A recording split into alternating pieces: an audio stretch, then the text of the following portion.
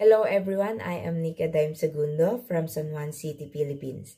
I am currently studying for a Bachelor of Science of International Hospitality Management with a specialization cruise line operations in culinary arts at Lyceum of the Philippines, University, Manila. After I graduated, my primary goal is to find a job that aligns with my skills and interests.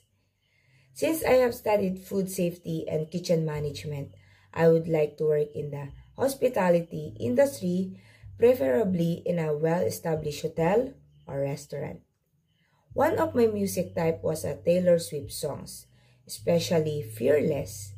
Beyond romance, the song's message can also be seen as a broader theme of bravery, choosing to live without fear, whether or in love or in life. If I were given a chance to go in the US, the most exciting part would be gaining hands-on experience and applying what I have learned in a real world. And also, one of my bucket lists is the Times Square in New York. It's one of the most famous landmarks in New York. Known for its bright lights, massive digital billboards, and non-stop energy.